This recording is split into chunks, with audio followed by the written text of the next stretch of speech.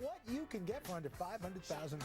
Today, real estate expert and our brick house, Barbara Corcoran, has a nice mix of beautiful homes from all across the country. One of Crazy, everything. nutty. One of everything. All right, well, let's start here in the Northeast. Pennsylvania, Elkins Park. This one, you say, has great curb appeal. Great curb appeal, and it's kind of like a stately, updated stone colonial. And to my eye, it looks like a mini White House. It's about 12 miles north of Philadelphia. And the best time to shoot a house always in the spring. This is a perfect example of it. You got to plan ahead and take the shots in the spring when you're thinking of selling. This has a great room that has hardwood floors, a massive stone fireplace. The furnishings are sadly a bit dated, but that's easy to fix up. You just move your own stuff in.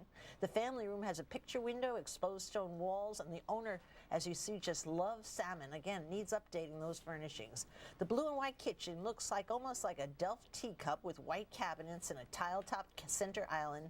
And the large square master bedroom is 16 by 16. Plenty of space here with extra wide baseboards and lots of closet space. All right, let's do a little contemporary now. Head out to Reno, Nevada. This one, little ranch-style home, costs $469,500. Exactly, and this one couldn't be more opposite than the last one. It's strictly contemporary. It's in a quiet community known for ponds and walking trails. People love living here.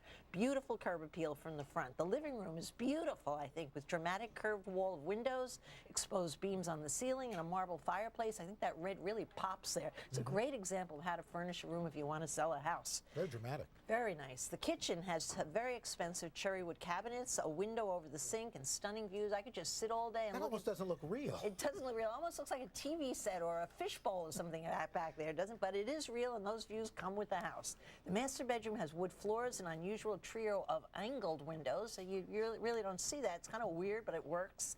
And the fully finished windowed basement doesn't even look like a basement because it's got those 5 windows in a row, and it's got plenty of light and plenty of space. Just a spare room. One of my favorite places, Missoula, Montana. You got a and you're nice one of the log few cabin. guys who know how to say that word. Everybody mispronounces it, including me. But this is a 2-story log cabin that looks like it's sitting on almost like a plate, like you're serving it up. But that's actually the terrace areas. It's beautifully landscaped, and it's only 3 miles from the base of the Snowball ski area.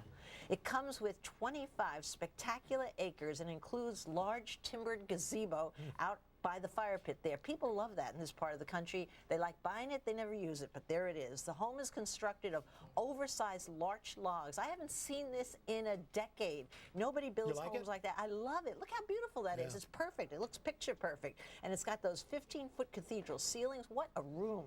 The pretty windows in the living room look out on miles of woodland, and you have your usual in this part of the country, the usual run-of-the-mill deer, elk, black bear, and mountain lions. And that looks like it's right out of Goldilocks and the Three Bears. Who wouldn't want to sleep in that bedroom? Really cool. Barbara Corcoran, always good to see you. My pleasure, Al. And we got more of today, but first, this is Today on NBC.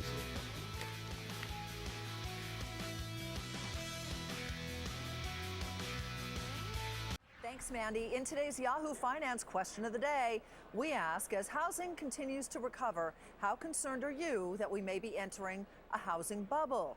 25% said they're very concerned, 25% said someone concerned, but a full half of you, 50%, said you're not concerned that we're at that point in the cycle, Ty. All right, Sue, we've started a new segment on Power Lunch. We call it Powerhouse, and every Thursday we take a look at a top 20 housing market across the country, and we talk to a realtor who's there actually doing business, showing homes, what's on sale this weekend. And this week we go to Denver. Larry Hotz is a broker associated with the Kentwood Company. And Larry, welcome. Good to have you with us. It's great to be here, Tyler. You know, let's look at a couple of the numbers you crunched for us for the week ending February 3rd. There were 5,500 total active listings, 958 listings under contract sales, and you've got some listings for us. How hot is the market, Mr. Hotz?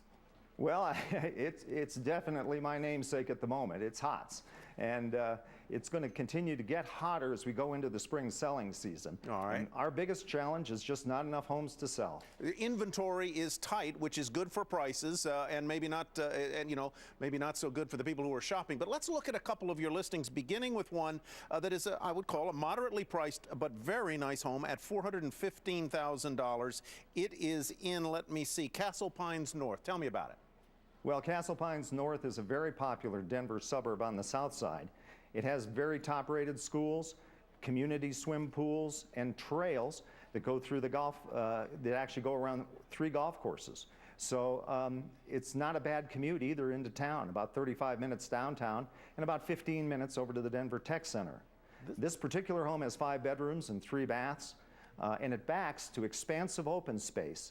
So you have a lot of privacy in this home. And it looks like an updated kitchen, and look at that nice, very nice interior bathroom. And the taxes are just, what are they, $3,100 a year. That's, boy, I got to move to Colorado, Larry.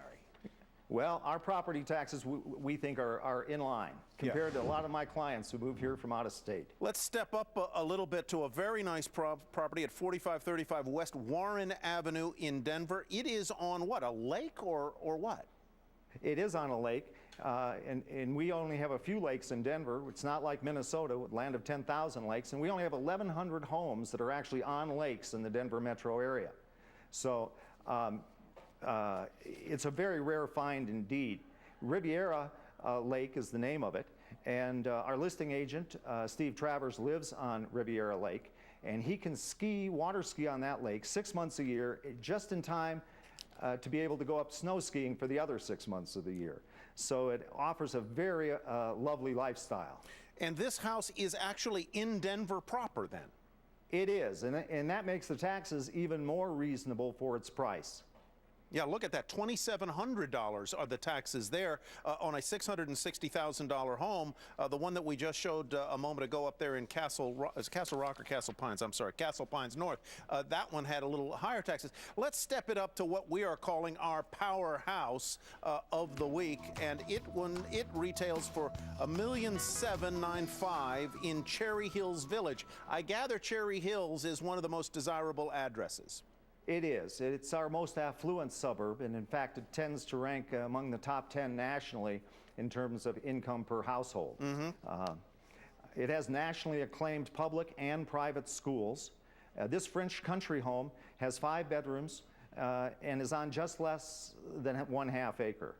Other Cherry Hills homes are located in gated communities, and there's even some horse properties on acreage in Cherry Hills, so it has more of a rural flavor like Darien, Connecticut, but an easy commute into downtown of only 20 minutes. 4,800 square feet on this one, $10,000 in taxes on this one, and you can see it really is a beautiful executive home. Yeah, so I think it is. I've had this home listed now for 3 months. We were off the market for the holidays, and we just came back on. Where does Peyton Manning live? Does he live around there?